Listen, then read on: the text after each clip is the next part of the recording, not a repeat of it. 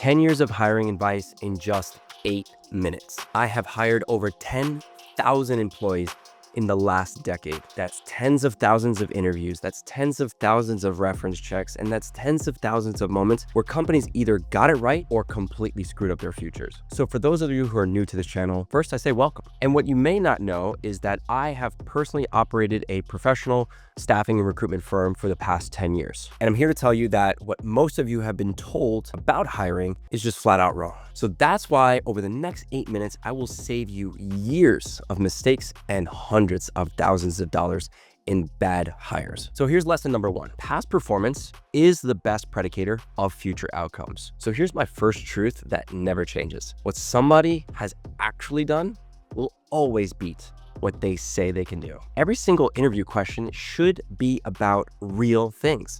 What really happened, not hypotheticals, not theory. You want reality. Tell me about a time. This is your new favorite phrase. When they answer, you dig in. What was the situation? What did you specifically do? What were the measurables? Who was involved? Understand the outcomes. If they can't give you specifics, I'm talking about names, numbers, dates. It didn't happen. Do you know what I hear in bad interviews? Oh, yes, I was able to increase sales. Do you know what I hear in great interviews? Well, I personally closed 47 new deals this month, and I have attributed $2.5 million this quarter. And I've done that by implementing a new follow-up system that took our follow-up sequencing response rate from 12% to 34%. Do you see the difference? Details equal truth. Vagueness, it just equals BS. Now here's lesson number 2. You want to hire for trajectory, not for a current position. Now this one transformed how I evaluate talent. Now I don't really care as much about today's title. I care about where they're going, where they're heading in their career. Is their career climbing? Or are they just flattening out? Are they learning? Or are they just coasting? You see, in some cases, a hungry junior who's been promoted several times over the last 3, 4, 5 years, they will bring a different level of energy than someone who's been in the space for maybe 10 years. Why? Maybe they're comfortable. But I mean, look, there's nuances. Sometimes employees plateau for good reasons. Maybe they're just in the wrong place. And sometimes, life happens. But here's what matters. Are they ready to climb again? And I uncover this by asking the following question. What's the hardest thing you've learned in the last 90 days? See, if they struggle to answer this question, that means they've stopped growing. And people who stop growing, they start dying professionally. So to me, the trajectory matters more than their current job title. Where someone's headed tells me a lot more than where they currently are. Here's lesson number 3. And I'm going to break this down easy for you. I call it the 3 C's. That's competence, character, and chemistry. So after 10,000 plus hires, I can definitely tell you that failure typically comes down to lacking in one of these 3 key areas. So let's start with competence. Can they actually do the job? Not something on paper, in reality. Can they do it? Second, let's move to character. Henry Ford once said that quality means doing it right when no one's looking. That's character. The integrity to maintain your high standards when there's not direct supervision. That's what you want. And last, let's talk about chemistry. Will your team want to work with them? Not just tolerate them, but actually want to collaborate. If you're missing any of these 3 key points, it almost always will lead to failure. And I've seen it hundreds and hundreds of times. For me, to have success, you need all 3. Here's lesson number 4. Speed actually matters way more than you think. There's a saying in sales that time will kill all deals. In recruiting, it's really the same, especially with A players. And here's what I've seen over 10,000 plus placements. The longer you wait, the more likely you are to lose your candidates. Think about it. After day 1, they're pumped, they're excited. They just met with you. They're really excited about the meeting. Now you're on day 5. Maybe they're starting to talk to other companies. And guess what? By day 10, now they're getting some other offers and they're comparing. And by day 15, they're gone. You lost them. If you need more than 3 conversations to make a decision, then you really just don't know what you're looking for, period. Just think about this. Great companies, they make offers in days. Here's lesson number 5.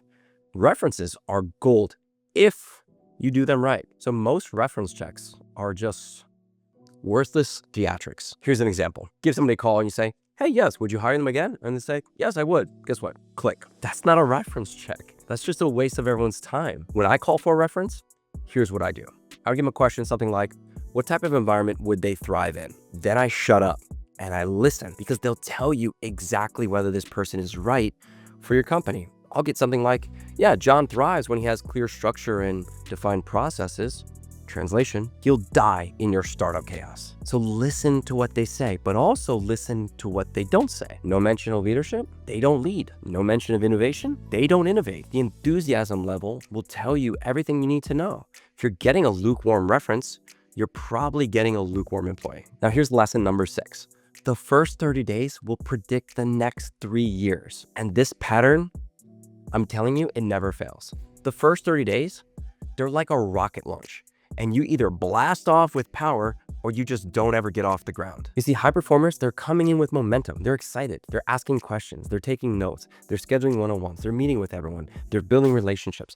And most likely they're doing this way before you even need to tell them to. You see, average performers will wait to be told what to do. And to be honest, if they're not impressing you in week 1, they probably never will. I don't think I've ever really seen an exception to this, not in my 10,000 hires. Just keep in mind, your onboarding is their roadmap to success.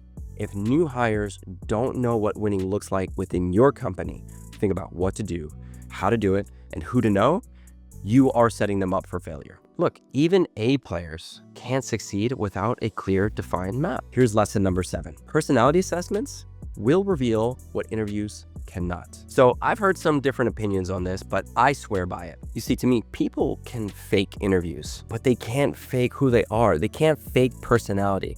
And that's why I use assessments. I've used DISCs, I've used predictive index, I've used 16 personality strength finders. Pick one, I don't care, but use something. These tools will reveal how people act under pressure, not when they're on or in an interview setting. You need to know who they are. Are they a part of your tribe or not? Do they match the key personality markers of, let's say, your top performers? You know, I have hired people and the interview process, they crushed it, but the assessment told me that they weren't going to be a fit. So I ignored it and I hired them, and then I regretted it. And I'll tell you, I've done so every time. These assessments, they don't lie, but your personal biases, they may. And the interview performance, well, that will definitely lie to you. So keep it simple. Find your tribe, hire your tribe. Everything else is just hoping. And here's lesson number 8. You always need to be building your bench. I get asked all the time, when's the best time to hire? Well, I'll tell you, the best time to recruit is when you don't need anyone. Yes. Repeat that. The best time to recruit is when you don't need anyone, because when you're desperate, you make bad decisions. But when you have options, you can weigh your options and you can evaluate, and you typically make good decisions. So every week I connect with at least 2 potential future hires, and I'm not just selling them. I'm not selling them anything. I'm only building relationships. I'll send them a message. I'll say something like, hey, I saw your article on LinkedIn. This is a pretty smart approach. I'd love to learn more. Do you have some time this week to connect? There's no job offer. There's no pressure.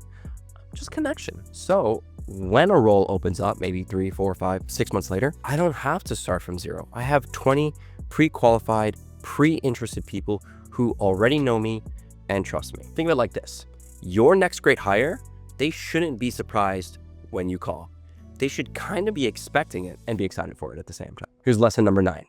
Your gut instinct is usually right. Now, this goes against everything that your HR rep has told you, but after 10,000 hires, I can tell you I completely trust my gut. So think about it. You know that weird feeling that you got in your last interview? You just weren't quite sure? You should listen to it, because that's your subconscious. And your subconscious is processing millions of microsignals that your conscious mind completely misses. You know, that slight hesitation, broken eye contact, maybe that story that just doesn't quite add up. You know, we're hardwired for this. I mean, think about it. Our ancestors, they survived by instantly sensing when something was off or wrong, and they couldn't explain why. That same instinct works in hiring.